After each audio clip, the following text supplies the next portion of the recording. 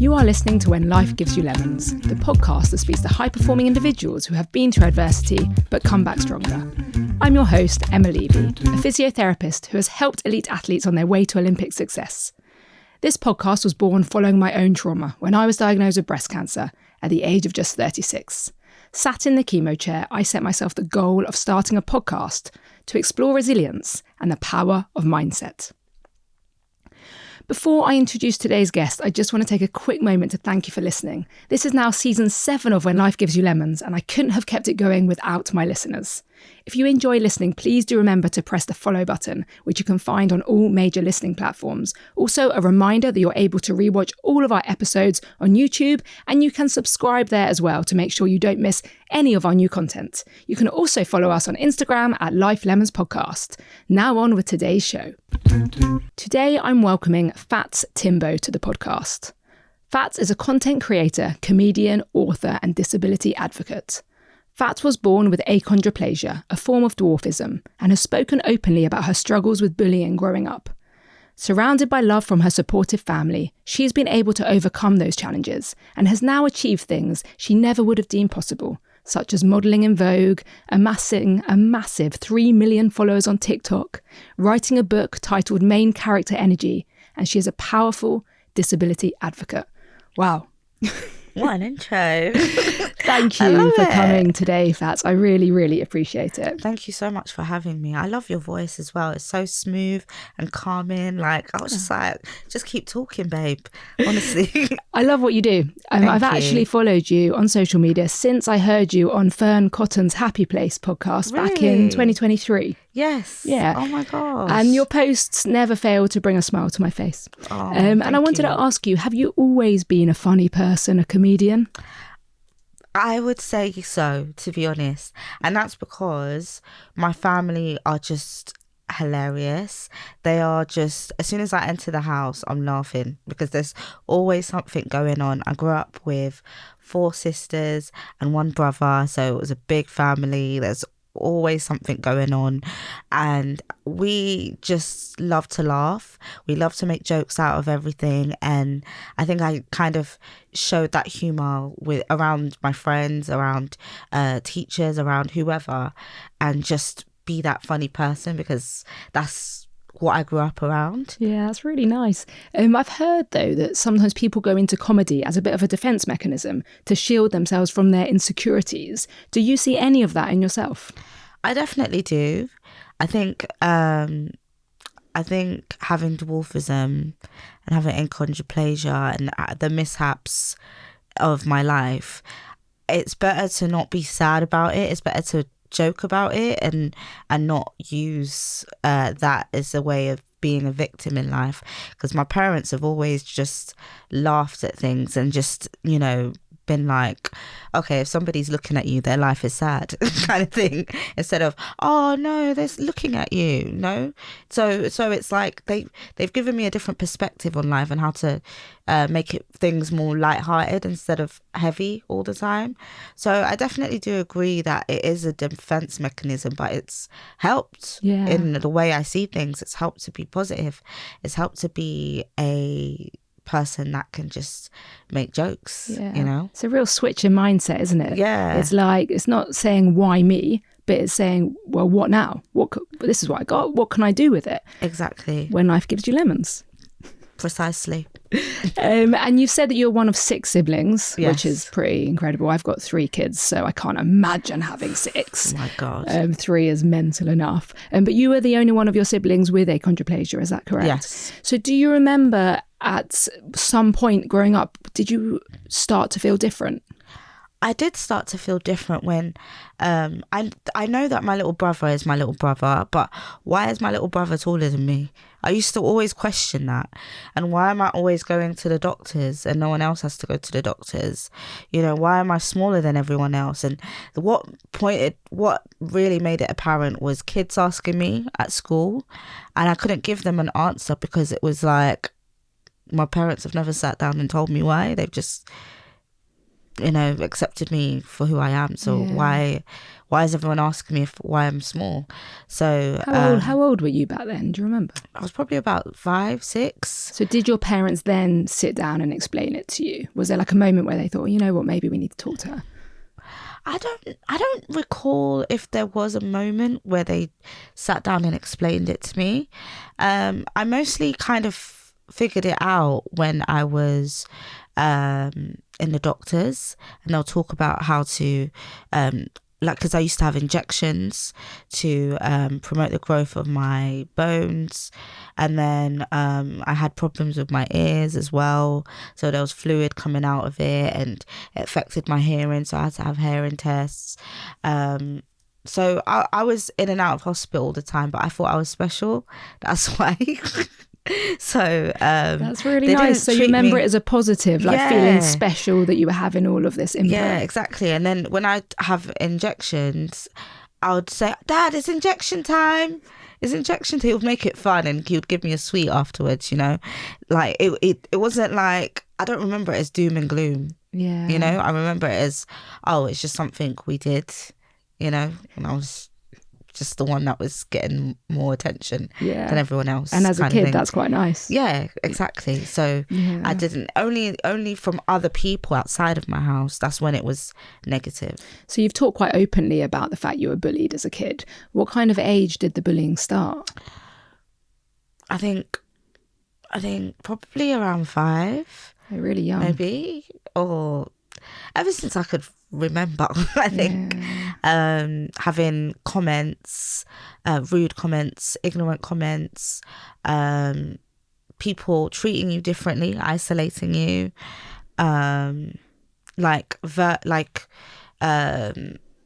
just horrible treatment from people because they see you as different, or I'm way smaller than everyone's growing up fast and I'm just here, and I'm the butt of the joke, and I just wanted to be accepted. I just wanted people to like me, like any other child. That's what I wanted. And to constantly have the beratement of people, it wore on me a lot. And then when I come out of school and I'm going shopping with my mum and people are staring at me and pointing at me and laughing at me, it really affected my self-esteem and how I saw myself. And, I hated myself for a long time because I felt like, why doesn't anyone accept me? Luckily, I had friends who supported me and backed me. But I just wanted to not be seen. I just wanted to be invisible. I'm so visible to people. It was just frustrating as a teenager. That's self-conscious like any other teenager, and it's just growing up, and it was really difficult. The worst one was, I've said this so many times, but it always shocks me even when I say it, when I was thrown in like a bin, like a group of boys put me in an industrial bin and closed it on me. And that was traumatic for me because it was like, wow, how can people treat me like this? And you couldn't obviously get out of that bin by yourself. I couldn't. Luckily, my friends got me out and helped me, and I was just crying and crying. I didn't want to go to school the next day or anything. I didn't tell my parents because I didn't want them to worry. It wasn't nice at all. Were the boys punished for that? Yes, they were punished. I think one of them got expelled because it was his idea. I even got cyberbullied at school as well. There was this boy who was constantly bullying me, saying names to me, and would send horrible messages to me that I'm this and that, I'm ugly, I'm every name under the sun. And then I just had enough and showed the evidence to my teacher, and he wasn't allowed back in the school because I'm glad they said they don't accept this behaviour. So they dealt with it in the correct way in terms of the consequences, but it's interesting. How can we stop kids behaving like that in the first place? I wonder. I think it's showing examples of that, how to not bully other kids, and it kind of deters the other children from making that same mistake. So having harsh punishments like that definitely does help. Yeah, I think as a society we've got better. I mean, tell me if you agree, I think we've got better in terms of representation. Oh, yeah. So, you know, now books include people with dwarfism, etc. So kids growing up will see that, you know, there's lots of different people in the world and not everyone is the same. Yeah. And, you know, like, so I work, as I said, as a physiotherapist, so I work with Olympic and Paralympic athletes. And with the Paralympians, it's, you know, it's kind of celebrating their differences, isn't it? It's exactly. like, what was the tagline in London? It was the superhumans. Mm-hmm. Which I think is a really nice way of educating people that we're all different. You know, we're not the same, but let's celebrate our differences rather than like bully people for their differences. Exactly. And I completely agree. I think now we're at a place where, you know, it's seen more in movies, in traditional forms of media. It's seen more in books, so that kids are more open-minded now. They're not scared anymore because they haven't seen it. People are afraid of the unknown. That's the main thing. Like, if they've never seen it, or if they haven't seen a type of person, they might be afraid or just anxious, because it's not frowned upon, but it's just something that they not used to. So they don't know how to behave or act, or maybe act negatively towards. So I'm glad it's the perception's changing, and disability is not, it's not seen as a taboo anymore. Yeah, but people with dwarfism sometimes in the films are portrayed as comical characters. Oh yes, that's a big problem as well, because imagine being born in this world and automatically, because of how films have portrayed your condition, you're automatically an Oompa Loompa or a midget, which is a bad word for a very derogatory term for people with dwarfism. Just you're thrown in that already without even... there was no... I can't control that kind of thing. It's really frustrating, very, very frustrating that you're called these names because of movies and things like that. And do you think things are improving on that front at all? I hope so. Like Peter Dinklage is really helping with that. Ellie Simmons, Sinead Burke, you know, all these people with dwarfism that are doing phenomenal things in the industry and being great role models, and including me as well. I think we are slowly changing that perception, but it's slow progress. We're moving far away from that, which is good. It's just annoying. Yeah, but you kind of found, fame from the TV programme The Undateables. Yes. Yeah. And I kind of have a bit of a problem with the title of that programme. I know, I have a problem with that as well. That's why initially I declined it. Oh, did you? Yes, I did. Because they asked me online on my Instagram, and then I thought to myself, I don't want to be on a show called The Undateables. Like, I'm not undateable. I'm very much dateable. You know, so I declined it at first, and then a few months went by and I thought to myself, okay, well, I'm not dating anyone. I've watched that show many times and not thought to myself, these people are undateable. And I feel like if I went on the show, yes, it's called Undateables, but people are going to see me. They're not going to see that I'm undateable, you know? So I just thought, let me think positively about it, and, you know, maybe I could inspire others. Maybe I just started thinking of the possibilities and thinking of it as an opportunity instead of something that, like, just because of the name, which is a horrible name, kind of skew the way I approach it. So I messaged them back and I said, do you know what, I'm happy to go on the show. And I didn't find love, but I've got love now anyway. So it's You're fine. engaged now. I'm engaged. So you're definitely not undateable. Yeah, I'm definitely not undateable, that's for sure. And I was able to start my TV journey on there. So I can't really complain. It's just a clickbait title, isn't it? Yeah, it is. So you've talked about the struggles you had with bullying, and I've heard you speak about the strength that you took from your family back then. What specifically was it that your parents did to make you feel so loved?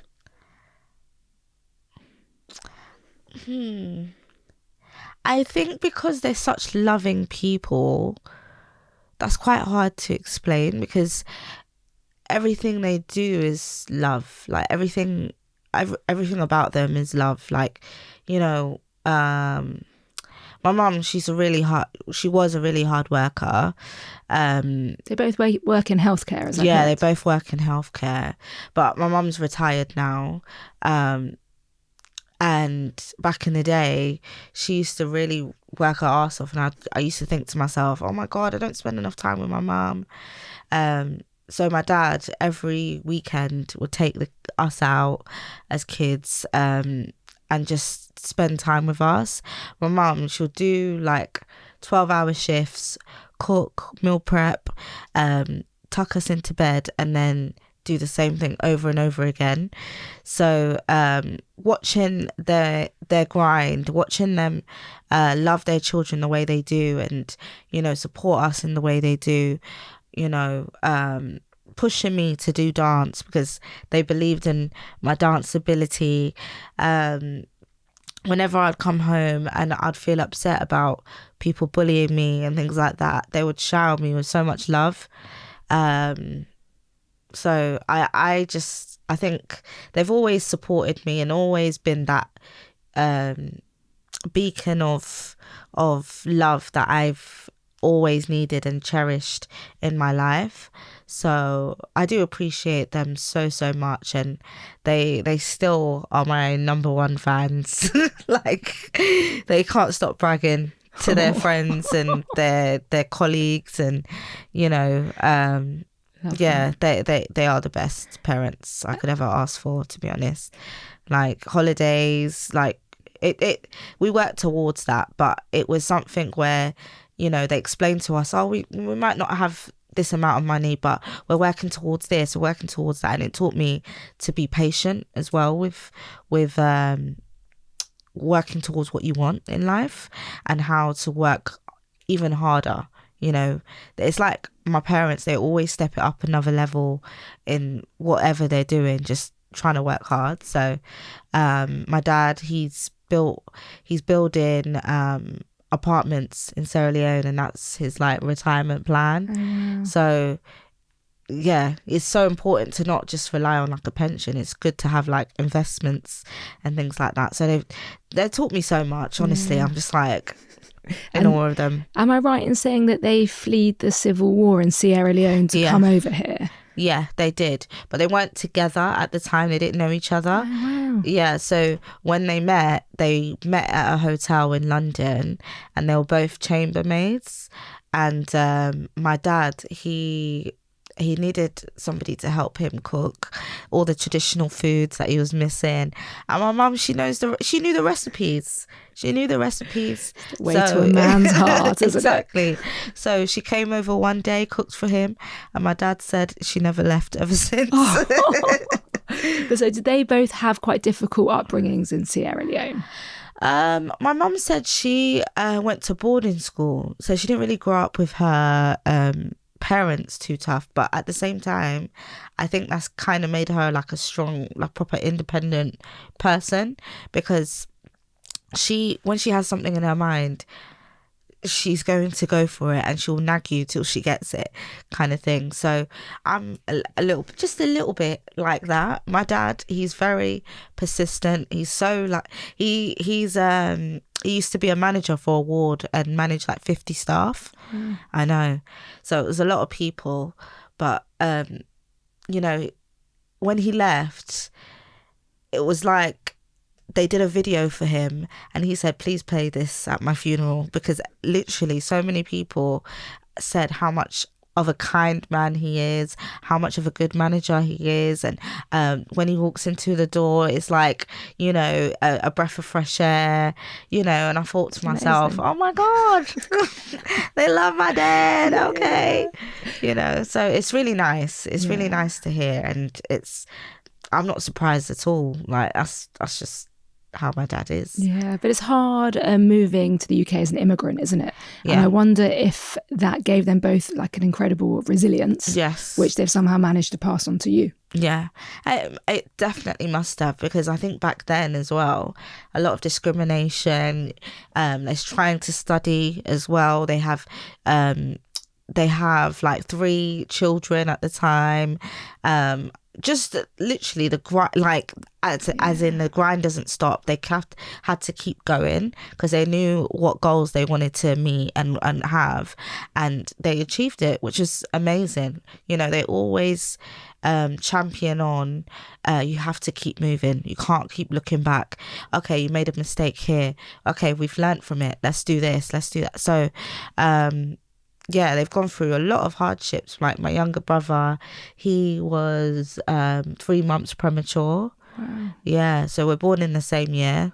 I'm born in January, he's born in November. Oh my goodness. I know. What a challenge that would have been. It was a proper challenge. And you know, at one point my dad was like, should I buy a coffin or should I buy a cot for this baby? Because you know, I don't know if this baby's going to survive. Yeah. So luckily my brother did. And he's going to be getting married as well this year. So so they've had a tough journey, but they've proper. come out really positive, and they've managed to pass on these incredible kind of skills to you. Yeah. Which is, just amazing. So back to, you know, you were a young girl getting bullied for how she looks. And that must have really chipped away at your confidence, basically, on a daily basis. And most people would want to kind of hide themselves away to prevent more potential bullying. But you chose to go into modelling. Yeah, I know, right? Of all things, I mean, modelling. Yeah. Where did you get the drive to do that? And what made you want to do that from being someone who was bullied for how they looked? I think it was like getting into modelling was like a big FU to people that bullied me. I was in a place where I was tired now of being bullied, tired of people seeing me as less than, underestimated. I was tired of that because I knew in myself deep down that I have something in me to give to other people. And I didn't know what it was at the time, but I just knew there was something in me. So I was researching other little people that I could aspire to be like, and I came across this YouTube video where I forgot her name, which is so annoying. This little woman, beautiful woman, said that she was not confident. She hated life, and she started getting into self-help books. And one book that she really read that she really loved was The Secret by Rhonda Byrne. And I thought to myself, okay, since she's recommending it, let me give it a try and read it. And when I read it, it really changed my life, because it was like all about manifestation, all about trying to be more confident, and it's something that, you know, you have to embody it to achieve it. And when you're anxious, how do you embody something like that? So it was like, okay, let me try and embody what I think is confidence, and see what happens. And, you know, that I think it was like maybe a week after or something, I saw a post online asking for people with dwarfism, people that have albinism, disabled people in general, to model for this campaign. And I thought, okay, what's going on here? Like, it's weird. Yeah, this is weird. It's a but message. I'm gonna try it. Yeah. I want to give it a go and see what happens. What is there to lose? Because that book taught me, what is there to lose? There's more to gain out of anything. You know, any negative thing that happens, you just learn from it. And I thought, wow, okay, any negative that happened, I used to just really let it chip away at me. So it really helped me shift my mindset. And yeah, they asked for a casting call, and there was like 4 panelists, and I thought to myself, okay, this is really nerve-wracking, but let me just try and body confidence and fake it here. And they loved me. They liked me, and they picked me to be a part of their shoot. And I thought to myself, wow, okay, let's just keep running with this. Let's just keep, this is scary. This is scary as hell. So were you faking confidence the whole time at the beginning? I was faking it. And that's even confident to do that. But I don't even know how I did that, but I was faking it because I was anxious. I was petrified. I was nervous, but I was trying to get to the other side of fear. Like I was trying to get to getting used to being more confident and fearless and this. But before that, you're not. So it's weird, but I'm glad I did it. It really changed my life. And, it was a snowball effect after that because I posted on Instagram and people absolutely loved it. Really? And I thought to myself, I can keep doing this. Oh my God, okay. And that was an underwear shoot, is that right? So it wasn't, that's like, the most exposing of everything. Absolutely. I told my mum, I was like, this is an underwear shoot and everything. She was like, just go and do it.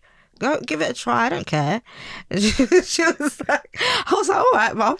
Okay, I'll give it a go. Showed her the pictures. She was like, oh my God, that's lovely pictures, And one of my friends, she was like, post it on Instagram. And I just closed my eyes. I pressed post. And then literally I was doing it like this, And then, people absolutely loved it. I thought, I could keep this going. Yeah. I've never tried it before. Did the fake it till you make it finally switch to now I am confident? Yes, it did. It really did. It started to become more of a normal feeling when I started posting more on Instagram. The adrenaline from it. The best way to describe it is like when you first do you drive? Yes. You explained it. Yeah. So when you first start learning how to drive, right? I don't know about you, but I was petrified. I'm like shaking, my positioning's like this, and then as you start to drive a bit more, you're getting a bit more comfortable with it. You know what you're doing a bit more, to check, you know what you're doing. So it felt, that's the best way I could describe that journey. It was like, yes, I'm nervous to do this, but I'm still doing it and I'm getting more confident as I'm doing it. Well, that was a bit like me starting this podcast. Yeah. Do you know what I mean? I'm a physiotherapist. I wasn't a podcast. I wasn't in the media. And I used to sit here and I was like feeling like, why should I be here? Why have I got the right to interview these amazing people? And then, so I would fake it. Yeah, exactly. And now I truly believe that, I do have the right to be here. So again, I've kind of exactly the same process. I get it. Yeah. And I think people could probably learn from that, couldn't they? Honestly, I think that's the thing though. People believe that initial uncomfortability, the anxiousness of the situation, they believe it because it's like, okay, I'm not going to get past that, but trust me, you can. Once you do it enough times, whatever it may be, whether it's baking, a new job, whatever path you're going down, it comes with experience as well. Yeah. You need to experience it to gain more confidence. But if you stop it there's no way. Yeah, I saw one of your TikTok videos. You say, let me teach you how to live life more fearlessly. Yes. And is this basically what you're talking about? Exactly. That's what I'm talking about. Because I think people are so scared of living, of, as soon as I just took that leap of faith in posting that picture, because that was probably the most scariest. It was like, what are people gonna think? What are they gonna say? I don't even like my body. Like at the time it was like, I don't even like certain parts of my body, but I'm putting it out there. It was something where it was like, okay, I've done it now. What was there to be scared of? Yeah. There's more to gain here. And do you like your body now? Oh my God, I treat it like a temple. I'm going gym 4 times a week. I'm eating well, loads of protein. That's the key as well. Yeah. I'm enjoying it so much. Yeah, isn't that amazing? It's that mindset shift, isn't it? Yeah. It's just finding the confidence in yourself. Absolutely. And then things just get easier. Yeah, it 100%. does. The title of your book is Main Character Energy. Yes. What do you mean by that? Main character energy is all about trying your best to live the life that you want to live, right? Often we can get lost in other people's lives, or feel like you're not seen, or feel like you're not confident enough to do things. But taking ownership of your perception of life and your narrative in life is so important, because how are you supposed to be more confident if you're not willing to do things out of your comfort zone? You know, it's just a way of encouraging people to embody that main character energy to pursue what they want in life, or get better at things, you know? Did you ever think you'd write your own self-help book? I wanted to, but I didn't know I would. There's a difference there, because I'd think to myself, oh, you know, I'm just starting modelling, maybe I'll be in Vogue one day, or I'm posting about different things about my life, maybe I'll write a book, who knows, that'll be great. But to actually do it, whole different ball game, because it's like I'm actually putting my life stories out there. I'm almost telling people what to do, which is nerve-wracking, but you know, I'm just trying to just tell people how I've overcome this negativity and this crazy side of life that I used to live, and how to be a better person for it. Yeah. You know, did it feel quite exposing at the time? Absolutely, it was scary. Social media is like showing the best side of yourself most of the time, but writing a book and giving the ins and outs about things is definitely very exposing, for sure. So it was quite exposing, and in your book you wrote quite a lot about being bullied.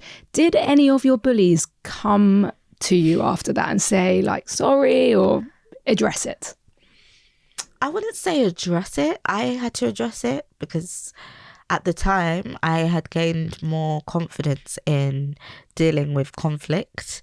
So the guy that got expelled and cyber bullied me, he must have commented on one of my pictures saying, oh, you look stunning, and then messaged me afterwards saying, oh, like, you're so beautiful now. And I thought, I've always been beautiful. What do you mean? What are you talking about, love?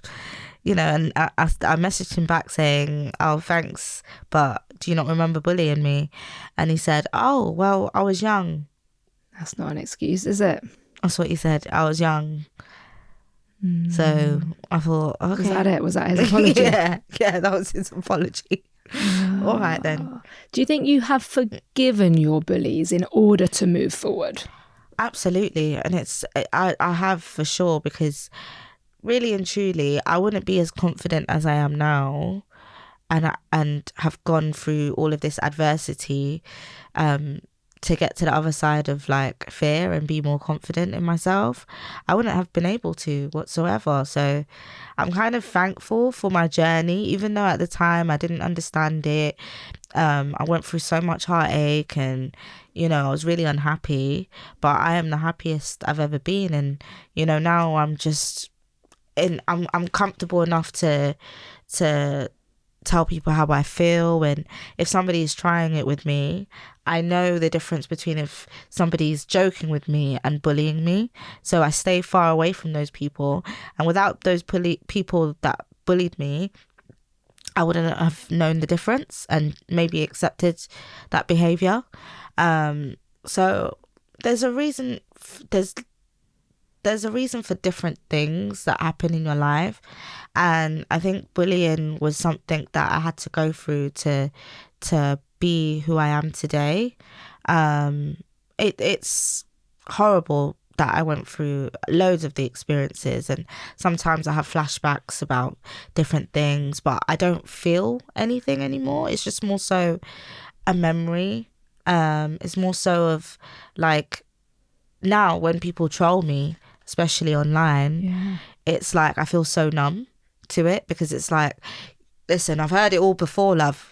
I've heard, when a troll is creative, I'm like, well done, thank you, well done, but block.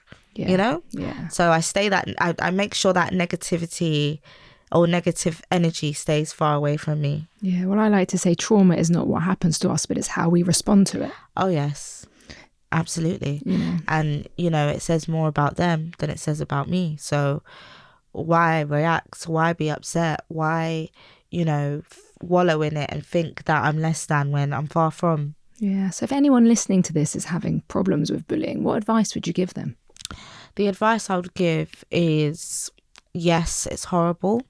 Yes, it feels like the world is against you, and what they're saying true, and it's really important to not listen to that, because if you know who you are and you have people around you that love you, why is this negative person affecting you? They shouldn't, because they shouldn't matter.